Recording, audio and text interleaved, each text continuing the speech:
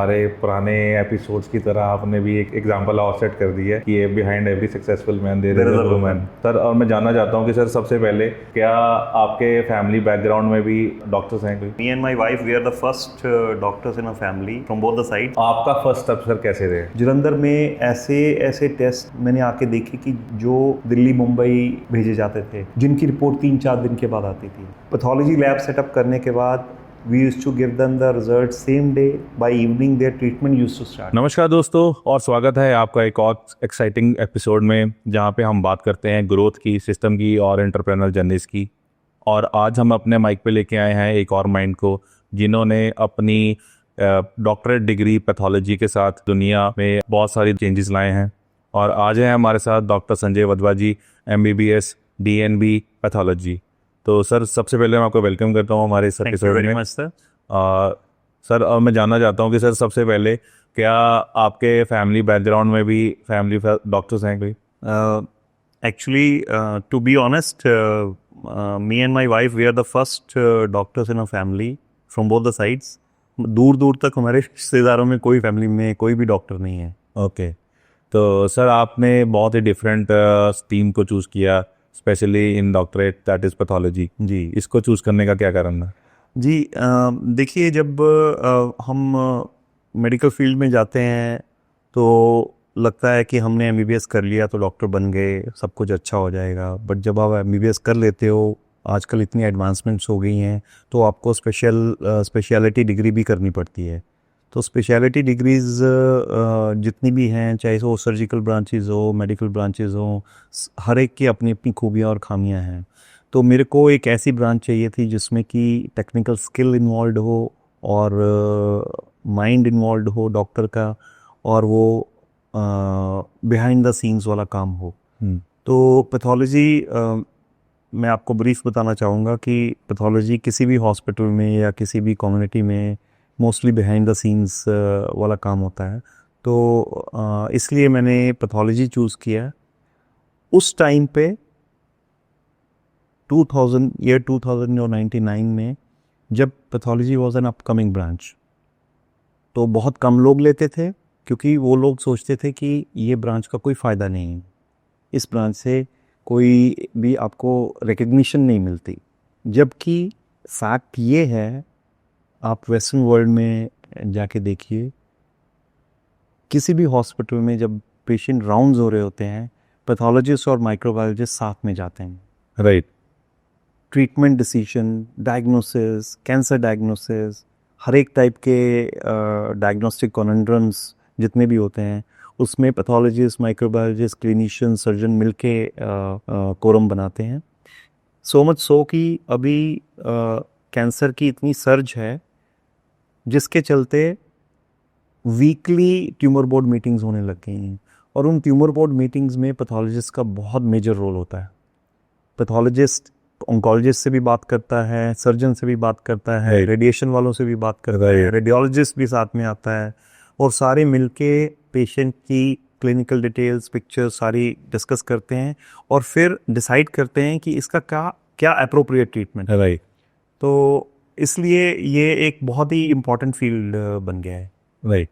तो सर जैसे आपने बताया कि आपकी फैमिली बैकग्राउंड में से कोई भी डॉक्टर नहीं था, तो आपके साथ इस फील्ड को चूज़ करने के साथ बहुत सारे स्ट्रगल्स रहे होंगे। जी, तो डेफिनेटली आप मुझे वो स्ट्रगल्स बताइए। सबसे इम्पॉर्टेंट और सबसे पहला चैलेंज मेरे को घर वालों से आया था कि संजय, तुमने MBBS किया और अब ये पैथोलॉजी जैसी ब्रांच कर रहे हो, तुम मरीज़ों को नहीं देखोगे, इलाज नहीं करोगे, सर्जरी नहीं करोगे, ऑपरेशन नहीं करोगे। मेरे को फ्रेंड्स से काफ़ी चैलेंजेस आए जिन्होंने मेरे डिसीजन को क्वेश्चन किया। Right. But my mind was clear and I had to do it, so I went ahead with the doing. Initially I did a diploma in pathology, then I went on to do DNB, that is equivalent to MD, from National Boards of Examination, New Delhi. This is how it transpired, and once passing out from my postgraduate courses, I started working in hospitals. My inclination was initially from the beginning, it was with cancer diagnosis. Okay. It used to give me a lot of thrill and excitement कि मैं कुछ करूं community के लिए right in terms of oncology cancer, ताकि मैं diagnosis करके कुछ डिफरेंस लाऊं कम्युनिटी में। राइट, बहुत बढ़िया। तो सर आपने जो चैलेंजेस आए तो उसको आपने ओवरकम भी कर लिया। जी, इसमें आपकी ओवरकम करने में सबसे ज़्यादा हेल्प किसने की? of course my family. To begin with, my family supported me wholeheartedly.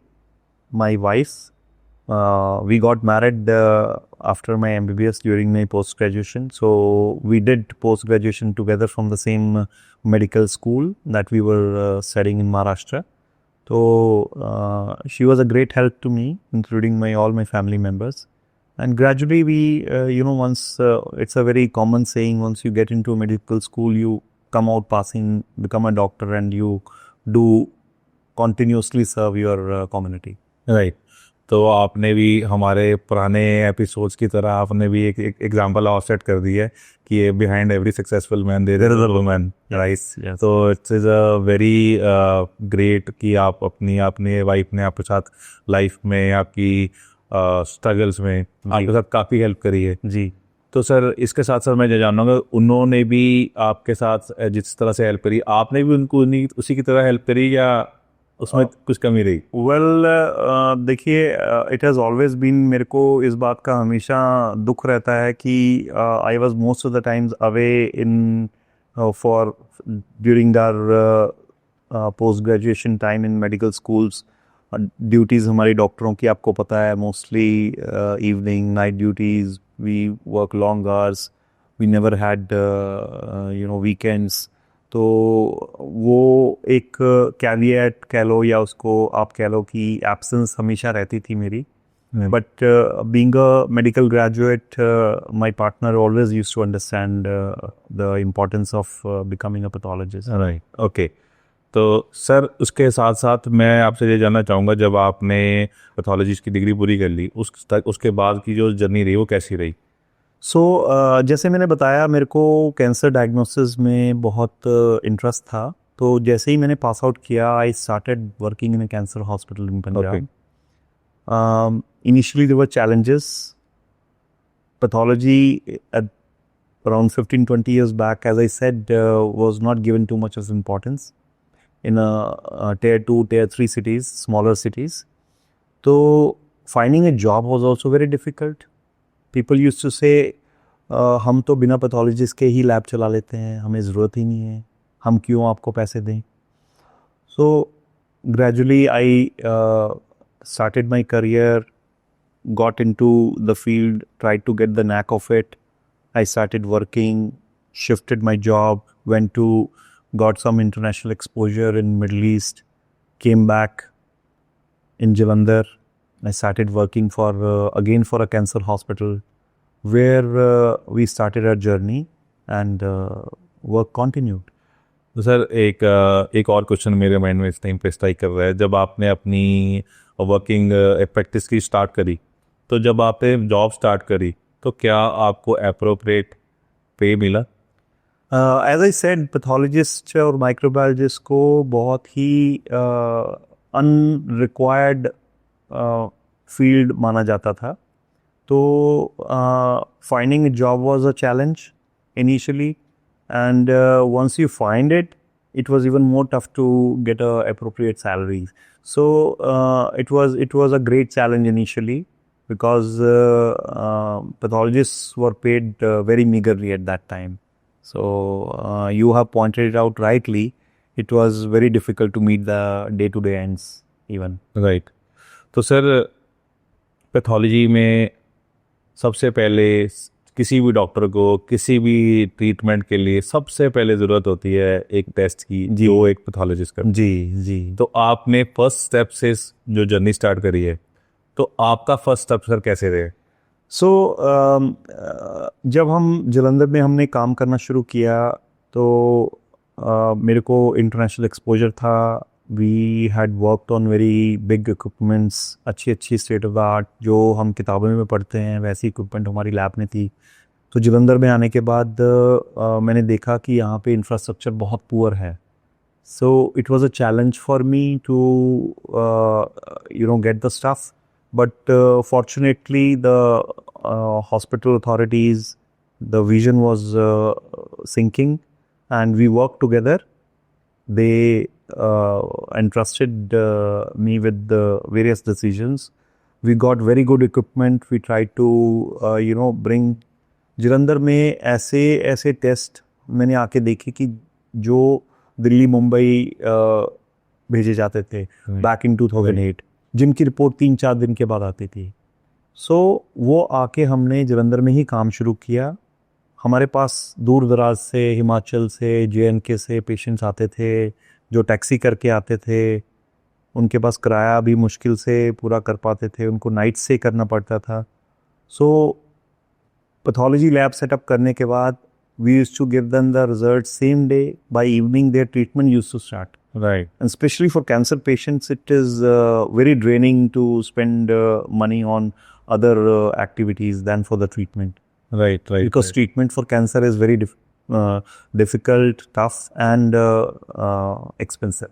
Sir जी, जो आपने चेंज लाया जी, जिसकी रिपोर्ट्स के लिए 4 दिन 7 दिन के लिए रिपोर्ट्स नहीं मिलती थी किसी पर्टिकुलर टेस्ट के लिए, तो वो आपने यहाँ पे लाके 24 आवर्स में जी रिपोर्ट्स लगाना स्टार्ट कर दिया. इस चेंज को लाने में के बाद आपको कैसा फील हुआ? Oh, it was very heartwarming. By end of the day, patients को तसल्ली हो जाती थी कि हमारा डायग्नोसिस हो गया, हमारा इलाज शुरू हो गया, हम अब दवाई लेके ठीक हो जाएंगे. पेशेंट आराम से घर जाते थे, 15 दिन के बाद फॉलोअप पे आते थे. They to get the test done again with the same speed and frequency. Right. It was very pleasing to the patient, very satisfying to us, and also it was very good for the organization. Right. तो जब आपने ये changes लाए, क्या तब उस time पे जितने भी पॉसिबिलिटी टेस्ट हो सकते थे तो वो सारे उस इंस्टीट्यूट में टेस्ट होते थे? हमारे आने से पहले you will be surprise, basic test भी जलंधर में नहीं होते थे. I do not know what was the reason why there was so much of backlog, but I believe we started that change. We introduce so many latest equipment, latest technology. We also got national accreditation first time for a private hospital in Punjab. Back in 2010, Right. with our latest new equipment in the lab. Punjab में हमें map पे हमें footprints मिले, हमारी recognition हुई. Right. Hospitals की भी, doctors की भी, और पेशेंट्स को भी बेनिफिट बहुत मिला. राइट. जी. तो सर, ये चेंज जो आप लेके आए, मैं आपको अप्रिशिएट करता हूँ इस चीज़ चेंज के लिए स्पेशली. तो इस चेंज के बाद जलंधर की जो पैथोलॉजी की दिशा थी या सोच थी, वो कैसे चेंज होगी? Yes, so very rightly said and very good question that you have asked. जब हमने जलंधर में आके ये सब चीज़ें शुरू की तो जाहिर सी बात है, लोगों को पता चलने लग गया कि ये सब चीज़ जिसके लिए हम मुंबई, दिल्ली या कलकत्ता जाते हैं, वो सब कुछ हमें सेम टाइम पे at a lesser cost easily available है. तो और भी अस्पतालों ने, प्राइवेट लेबोरेटरीज़ ने ये दौड़ लगा दी कि हमें भी ये काम करना है. सो एज अ होल पूरे जलंधर शहर की और सराउंडिंग एरियाज़ की बहुत डेवलपमेंट हुई. राइट. उससे पेशेंट्स को भी बेनिफिट हुआ. जब चीज़ अबंडेंस में अवेलेबल होती है तो उसकी कॉस्ट कम हो जाती है. राइट. तो पेशेंट की पॉकेट पे इतना इम्पैक्ट नहीं आता. Right. So I feel whole community को उसका बेनिफिट हुआ. Very nice. जैसे आपने हॉस्पिटल में जॉब करने के बाद ये चेंजेस लाए और उसकी ग्रोथ और आपने सिटी की ग्रोथ को एक डिफरेंट डायरेक्शन दी, जी. उसके साथ साथ आपको कभी ऐसा नहीं माइंड में आया कि उस टाइम पे कि यार ये काम मैं को अपने साइड से करना चाहिए था, मैं किसी के लिए ये काम क्यों कर रहा हूँ? हमने काफ़ी देर तक, बच्चे छोटे होने की वजह से हमने लैब में जॉब किया. But there was a certain point when I got an opportunity to start my own work. So in 2015 we started AssurePath Lab by the name of AssurePath Lab in Jalandhar. Me and Dr. Lovely, we were the co-founders. Within a couple of years, हमें hospital से और public से इतनी demand आई कि हमने उसको 247 कर दिया. Okay. So ever since it has been 10 years, We are running this lab and it is running 24/7. Very nice, It never closes. Very nice. तो सर आपने एक नई डायरेक्शन देके जालंधर सिटी की इम्प्रूवमेंट में बहुत बड़ा, जिसे कहते हैं, आपने योगदान दिया। तो जब एश्योर लैब्स की शुरुआत हो रही थी जी, तो उस टाइम पे आपने एश्योर लैब को किस तरह से देखा? एज आई सेड कि मेरे को शुरू से इंटरेस्ट रहा है क्वालिटी वर्क में, कैंसर रिपोर्टिंग में। सो अश्योर पैथ लैब में भी मैंने सेम चीज़ें की। We got first NABH accreditation for our lab so that we are on the national map. There should be nothing keeping us from getting that. We also have training programs for lab technicians. Okay, so वो भी हमने शुरू किया lab में, जिससे कि technicians को और बेहतर टेस्ट करने में जानकारी मिलती है, ताकि अगर वो कहीं और जाके काम करें, पेरिफेरी में, रूरल एरियाज़ में जाके काम करें, तो गलतियां ना हो। Right right right. जो कि एक मैंने आने से पहले ये चीज़ देखी थी यहाँ पे कि लैब टेक्नीशियंस का ट्रेनिंग लेवल बहुत पुअर था। Okay, So, me and Dr. Lovely, we thought ki will not be hiding this knowledge from the technicians so that community at large can be benefited. Very nice जी, very nice. I really appreciate your this thing जी, sir. एक और चीज़ मैं जानना चाहूँगा, जब आपने श्योर लैब्स को एज ए स्टार्ट किया, आई एम श्योर कि बहुत सारे चैलेंजेस आए होंगे श्योर लैब की जर्नी के लिए। जी। तो सर सबसे पहला चैलेंज क्या रहा? मैं आपको थोड़ा सा बैकग्राउंड बताता हूँ। हमारे देश में पैथोलॉजिस्ट टू लेबोरेटरी रेशो बहुत कम है। ओके फॉर एग्जांपल, अगर हमारे पास 10 लेबोरेटरीज हैं तो पैथोलॉजिस्ट 2 या 3 ही हैं। ओके अगर एक आपको रफ एस्टिमेट में दूं, तो most of the laboratories are run by technicians okay in India, okay and there is no licensing structure that has been given by government to these labs. Anybody can buy the equipment and open the labs. When we opened our lab, the initial challenge was कि how to make people aware कि lab की report pathologist के sign से ही होनी चाहिए। Right authentic report अगर चाहिए, आपको अच्छा डायग्नोसिस चाहिए, करेक्ट रिपोर्टिंग चाहिए, जिससे कि इलाज सही हो, उसके लिए पैथोलॉजिस्ट और माइक्रोबायोलॉजिस्ट का होना बहुत ज़रूरी है। राइट। तो इसमें काफ़ी डिफरेंस है, काफ़ी एक बड़ा गैप है जी, जो अभी तक हमारे इंडिया में या पंजाब में भी अब हम इसको पूरा कवर नहीं कर पाए। और फ्यूचर में भी करना बहुत मुश्किल है। इसीलिए शायद गवर्नमेंट्स कोई भी कर्ब नहीं लगा रही है टेक्नीशियंस पे कि वो लैब्स नहीं चला सकते। ऑन द फ्लिप साइड मैंने ये किया, मैंने और डॉक्टर लवली ने, कि हमने जितने भी टेक्नीशियंस हमारे पास आते हैं, हम उनको पूरा काम सिखाएं, वेरी नाइस। ताकि जो उनके ग्रेजुएट लेवल पे गैप्स रह गए उनकी नॉलेज में, उनको काम करने में कोई दिक्कतें आएँ, वो उनको, अगर वो फ्यूचर में कहीं और भी जाएं, पेरिफेरी में स्टैंड लोन लैब्स में जाएं या नॉन पैथोलॉजी लैब्स में काम करें, वो गलतियां ना करें, राइट, जिससे कि पेशेंट का कोई नुकसान ना हो। Right right. That will make a difference between life and death. तो सर कई बार ऐसा होता है कि अगर सेम पर्सन का 2 लैब से टेस्ट होता है जी, तो रिपोर्ट्स मिसमैच होती हैं जी। उसके पीछे क्या करना हो सकता है? देखिए, मैंने जैसे आपको बताया, लैब टू लैब वेरिएशंस होती हैं। हर एक लैब का अपना कैलिब्रेशन प्रोसेस होता है, उनके यूनिट्स होते हैं, नॉर्मल रेंजेस भी डिफरेंट होती हैं। So once we compare with the normal ranges, not with from lab to lab. Right. But अगर सेम रेंजेस हैं, सब कुछ सेम है, क्वालिटी कंट्रोल्स अच्छे हैं, तो आई एम श्योर डिफरेंसेस नहीं होने चाहिए। अगर आप पैथोलॉजिस्ट बेस्ड लैब से टेस्ट करवाएंगे तो आपको डिफरेंसेस बिल्कुल मिनिमल मिलेंगे, जो कि नेग्लिजिबल होंगे, ट्रीटमेंट में कोई इफेक्ट नहीं होगा। राइट। तो सर एक पाथ लैब्स को चलाने के लिए जी, क्या क्या चीज़ों की ज़रूरत होती है और उसको आपको अचीव करने के लिए क्या एक स्ट्रगल आई और जहाँ बहुत आसान रहा जो आपने श्योर पाथ लैब्स में एक्वायर करा? जी, सबसे पहले तो आपको एक वैलिड पैथोलॉजी की डिग्री चाहिए, माइक्रोबायोलॉजी की डिग्री चाहिए, फिर वैलिड रजिस्ट्रेशन चाहिए मेडिकल काउंसिल ऑफ इंडिया से या स्टेट मेडिकल काउंसिल से। उसके बाद आप अपना काम शुरू करते हैं। जाहिर सी बात है, पैथोलॉजी एक टीम वर्क होता है, उसमें आपको टेक्नीशियंस भी चाहिए, इक्विपमेंट भी चाहिए, हाईली एडवांस इक्विपमेंट चाहिए अगर अच्छा काम करना है तो आपने, राइट, तो इन सब के लिए आपको बहुत सारी इन्वेस्टमेंट चाहिए इनिशियली। राइट, बट हमारे पास एक विजन था जो है भी, कि एंड ऑफ द डे पे अगर हम घर जाके आंखें बंद करते हैं तो हमें लगे कि आज हमने किसी भी पेशेंट का अच्छा किया। राइट, वेल, अगर ये विजन रख के अगर आप काम करते हो तो I am sure all the other obstacles are minuscule in front of it. Very nice जी। तो सर जो आपने अभी बोला एक इन्वेस्टमेंट चाहिए, जी, तो मेजर इन्वेस्टमेंट कहाँ होती है? मेजर इन्वेस्टमेंट सर आपको स्पेस एंड इक्विपमेंट की होती है। इक्विपमेंट, जी। इक्विपमेंट में इन्वेस्टमेंट मिली, आपने कर लिया स्टार्ट, जी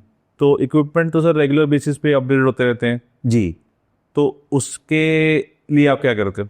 जी, देखिए लेबोरेटरी में तीन, अगर आप साइज में देखें तो small, medium and large size labs होती हैं। राइट, स्मॉल साइज लैब्स होती हैं, उनमें वर्कलोड कम होता है, तो आप छोटी मशीनें रख सकते हैं। राइट, जैसे जैसे आपका वर्कलोड इंक्रीज होता है तो आप इक्विपमेंट को अपग्रेड करके बड़े साइज के लिए आते हैं। राइट, इक्विपमेंट की क्वालिटी सबकी सेम अच्छी होती है, बट थ्रूपुट अच्छी, स्पीड ज़्यादा वाली आप मशीनें लाते हैं, so that you are able to deliver the reports on time. Okay, so जैसे जैसे आप स्मॉल टू मीडियम जाते हैं आप बड़ी ले आते हैं, फिर मीडियम टू लार्ज जाते हैं, उससे बड़ी मशीनें ले आते हैं। जब आपके पास लार्ज से भी एक्स्ट्रा लार्ज काम आता है तो फिर एक ही जगह दो मशीनें रख लेते हैं सेम काम के लिए। सो ऐसे gradually you keep on growing and increasing, you तो आपने किस विजन से किया, एक मीडियम वाले से लार्ज से? इनिशियली हमारा स्मॉल साइज लैब ही था। Okay. We started off as a small size lab because it becomes more viable and more logical, because Right. opening a medium or large size lab, you will kind of do more wastage to the, you will not do justice to the reagents and Right. supplies. Right, जी तो sir आज की date में technology जो है वो बहुत ज़्यादा एडवांस है, जी। तो सर टेक्नोलॉजी ने पैथोलॉजी में क्या हेल्प की? ओह, I would say a very major role, because आज से अगर 25-30 साल पहले जाएं तो हम जो टेस्ट 4 दिन में करते थे, अभी वो 40 मिनट भी नहीं लगते। Very nice, okay, One, that difference has been made by automation and technology. Okay, And with the advent of this electronic age and internet, all these things, they have made life much easier, right, because there is a handshaking between software and the machines. Right, very right, And machine learning has improved so much कि pathologist को screen के सामने बैठ के work validation करना बहुत आसान हो गया। All right. तो सर आज हम आपसे अपने व्यूअर्स के लिए ये जानना चाहते हैं, नॉर्मली क्या होता है कि किसी को फीवर हो गया जी तो वो घर पे मेडिसिन खाता है, जी वो कहता ठीक हो जाएगा, जी तो फीवर के क्या क्या डायग्नोस्टिक होते हैं, क्या क्या जी। टाइप्स होते हैं? जी, हमारे अगर हम बात करें ट्रॉपिकल रीजन, जैसे हमारा है heat and hot and humid climate है, सो Right. इसको ट्रॉपिकल क्लाइमेट बोलते हैं। राइट, तो यहाँ पे ड्यूरिंग दिस सीजन फीवर बहुत कॉमन है, और ट्रॉपिकल फीवर के बहुत सारे कारण हैं, जिनमें से कि मोस्टली इन्फेक्शियस हैं। इनमें अगर आप बात करें तो डेंगू फीवर है, मलेरिया है, टाइफाइड फीवर है, कुछ वायरस, रेयर वायरसेस हैं, चिकनगुनिया, लेप्टोस्पायरा। राइट, तो ये सारे इन्फेक्शंस बैक्टीरियल और वायरल और पैरासाइटिक इन्फेक्शंस होते हैं राइट, जो कि फीवर करते हैं। राइट, तो इन सब का डायग्नोसिस और इलाज अगर आप समय रहते करें तो बहुत अच्छी आउटकम आती है। तो सर फीवर तो फीवर है, तो उसके डिफरेंट आगे आगे वेरिएंट्स सब टाइप्स हैं। Right. जी तो वो कैसे पता चल सकता है एक नॉर्मल इंसान को कि किस टाइम पे क्या डिसीजन लेना चाहिए, किस टाइम पे कौन से टेस्ट के लिए जाना चाहिए? जी, डेंगू फीवर को अगर आप ले लें, अगर हम डेंगू फीवर की बात करें तो ये एक सेल्फ लिमिटिंग वायरल इन्फेक्शन है, जिसके कि कुछ कॉमन सिम्टम्स में अगर हम बात करें तो बुखार होता है, बॉडी एक्स होती हैं, लेग पेन्स होती हैं, राइट, जिसकी वजह से हम इसको ब्रेक बोन फीवर भी बोलते हैं कभी कभी। ओके, तो सबसे common symptom high grade fever होता है, 2 से 4 दिन तक रहता है। इसके कुछ वार्निंग साइंस होते हैं, वार्निंग साइंस में अगर हम बात करें तो नाक से खून निकलना, गम्स में से, मसूड़ों में से खून निकलना, स्किन के ऊपर ब्रूजेस हो जाना, वॉमिटिंग में ब्लड निकलना। ओके। तो ये सारी चीज़ों का ध्यान रखना है। वार्निंग साइंस अगर आ जाते हैं तो हमें डॉक्टरी सहायता लेने में देर नहीं करनी है। अदरवाइज वायरल डेंगू फीवर एक सेल्फ लिमिटिंग बुखार होता है, राइट। जिसमें कि हमें सिम्टोमेटिक ट्रीटमेंट लेनी होती है। बुखार को कम करना है, बॉडी एक्स हो रही है तो बॉडी एक्स के लिए ओवर द काउंटर मेडिकेशन देनी है, ओके। अपनी हाइड्रेशन मेंटेन करनी है, खूब Okay. सारा पानी पीना है, ओके। और ये अपने आप ही 5 या 6 दिन में ठीक हो जाता है। तो सर सेल्फ लिमिटेशन फीवर है, जी। इसके पीछे मेजर कारण क्या होता है? सो डेंगू फीवर, जैसे मैंने आपको बताया कि ये हॉट एंड ह्यूमिड क्लाइमेट में होता है, बरसातों के मॉनसून सीजन में, Right. जैसे कि अभी हमारा चल रहा है। सो इनमें क्या होता है कि फ्रेश वाटर जहाँ खड़ा है राइट। आपके घरों के आसपास, कोई पॉट्स में, कंटेनर्स में, ओके। घड़े में, बर्तनों में, या छत पे, ओके। खड़े पानी में मॉस्किटोज ब्रीड करते हैं। और ये मॉस्किटोज एनोफिलीज मॉस्किटोज होते हैं जो कि जिनसे कि हमें डेंगू फीवर ट्रांसफ़र होता है हमारी बॉडी में। जब ये हमें Okay. बाइट करते हैं तो हमें ये वायरस इन्फेक्ट कर देते हैं। ओके। तो सबसे पहले तो सर ऑब्वियसली बात है कि हमें जहाँ पे स्टिल वाटर है हमें उसको जी। रिमूव कर देना चाहिए। जी। राइट। सो प्रिवेंटिव मेजर्स, जैसे कि हमेशा कहा जाता है कि prevention is always better than cure.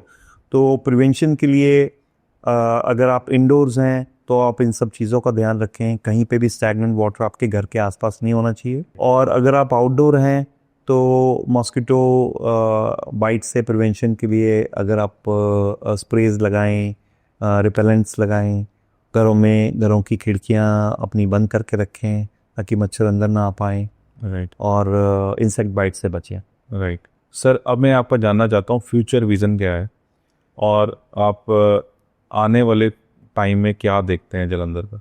Jalandhar is a very progressing city. अभी रिसेंटली हमारा कुछ नेशनल प्रोग्राम भी चल रहा है स्मार्ट सिटीज़ का। राइट। तो स्मार्ट सिटी प्रोजेक्ट में भी जलंधर का नाम है। I hope the municipality and the governments are working towards it. If you talk about laboratory per se, I believe we will continue to work the way we are working. We will keep on adding newer equipment. हम वो सारे test जिनकी requirement infections के लिए, cancer के लिए होती है, जलंधर वासियों के लिए और आसपास के लोगों के लिए हम यहीं पे ही उपलब्ध कराते रहना चाहते हैं, Right. ताकि उनको डबल या ट्रिपल दामों में बाहर से ना करवाने पड़े। All right. तो सर आपने एश्योर पाथ लैब्स को स्टार्ट किया, जी। उसके साथ आपने अपनी जो एंटरप्रेन्योर जर्नी को भी स्टार्ट किया। जी। उसके दौरान आपने क्या क्या लाइफ लेसन्स ऐसे लिए जो शायद कहीं और से आपको नहीं मिले? लाइफ लेसन्स की अगर बात करें, मेरे को यही है कि मैंने और डॉक्टर लवली ने जब हमने काम शुरू किया तो initially it was very tough to maintain the man power, get the right equipment, do the work ethically, okay. because many times you see in various business houses people cut corners. So as I said initially कि हमें quality का काम पसंद था, to maintain that quality and not increase the cost. That is a major thing, and we learned it with experience how to keep that going. And that was, I think, major take-home message for us initially. Right. तो sir इसमें आपने, आपकी team ने, आप काफ़ी एक साथ team work करके अचीवमेंट को हासिल किया। जी। पैथोलॉजी अगर देखा जाए तो एक टीम वर्क है। ना पैथोलॉजिस्ट अकेला काम कर सकता है, ना माइक्रोबायोलॉजिस्ट। हमारे साथ जैसे फिजिशियन होता है वो अपना स्टेथोस्कोप लेकर अपने कमरे में बैठ के मरीज़ देख लेता है। ज़्यादा से ज़्यादा उसको एक असिस्टेंट की ज़रूरत होती है। पैथोलॉजी का लेबॉरेटरी का काम ऐसा है जहाँ पे आपको रिसेप्शन पे भी स्टाफ चाहिए, सैंपल टेकिंग के लिए भी ट्रेन पर्सनल चाहिए, फ्लोबॉटमिस्ट चाहिए, लैब में इक्विपमेंट ऑपरेशन करने के लिए भी आपको ट्रेन पर्सनल चाहिए, and you have to make sure that everything is in process so that the outcome is very good in the form of reports. Right. तो ये टीम वर्क के बिना नहीं हो सकता। बिल्कुल ठीक है। और सर मैं एक चीज़ और जानना चाहूँगा कि एश्योर पाथ लैब्स का इम्पैक्ट क्या रहा है आपकी लाइफ में और सभी के ऊपर? See, it gave me a great confidence to begin with. हमारी फैमिली में मेरी और डॉक्टर लवली की साइड दोनों की तरफ से दूर दूर तक किसी ने बिजनेस नहीं किया. Okay. We were the first one to start our own work without having any prior business knowledge. But as I said, our vision was to deliver quality, and we did not deviate from that. We Right. continued with our vision and mission, and that is where we are, and we hope to go up the ladder in future. Very nice. और sir social impact क्या रहा? Socially, when we were working, when we were doing jobs, hardly people knew us because I said this is behind the scenes work. Right. Pathologists and microbiologists, they are always working behind the scenes. या. Patients do not know you. Right. But when we started our own lab and we started sitting full time, right. it made a lot of difference. People started knowing us. Right. They knew who is doing the report for them. और so much so कि patients हमारे पास आके अपनी reports भी discuss करते हैं. जिनकी जानकारी उनको नहीं होती, इन टेस्टों के बारे में पूछते हैं. फिर हम उनको आगे भी गाइड करते हैं कि कौन से डॉक्टर के पास जाना है. Very nice. कोई गैस्ट्रोएंटरोलॉजिस्ट की प्रॉब्लम है, किसी को न्यूरोलॉजी की प्रॉब्लम है, किसी को ऑर्थोपेडिक्स की प्रॉब्लम है. तो Right. We kind of show them a path कि based on these reports whom you have to go. Right. That gives us a lot of satisfaction. Right. So I think that builds up a very good social bonding with your people. Right. तो sir इसमें आपकी personal growth की journey भी कैसी रही है? आप इसको personal growth point of view से आप कैसे लेते हो? Personal growth, as I said, it gave us a lot of confidence to both of us. When we started off this project, we did not know that we will last longer, but gradually it gave us a lot of confidence. Patients started believing in us. So that way, personally, give us a boost to go further. We expanded also recently. We have a couple of years back, we shifted to urban estate phase 2 market. We have grown in area-wise 10 times the size we Okay. started initially. So Very nice. that is a great personal achievement for both of us. Very nice. Very जी. Nice. जब आपने ये सारी चीज़ें कर ली, सारी ये आपने अपनी डिग्री ले ली, आपने एंटरप्रेन्योर जर्नी पूरी कर ली, आपने ग्रोथ ले ली, तो एक सेटिस्फेक्शन लेवल कैसा था? Personally, definitely, as I have already mentioned, it was good. Confidence level really boosts up, and I feel the same thing is transpired to our children as well.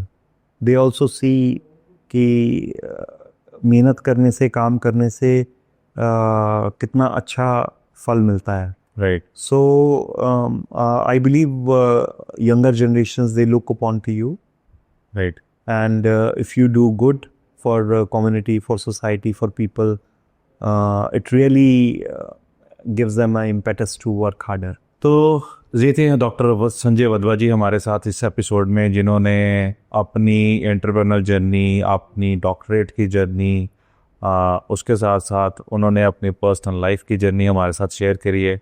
Right.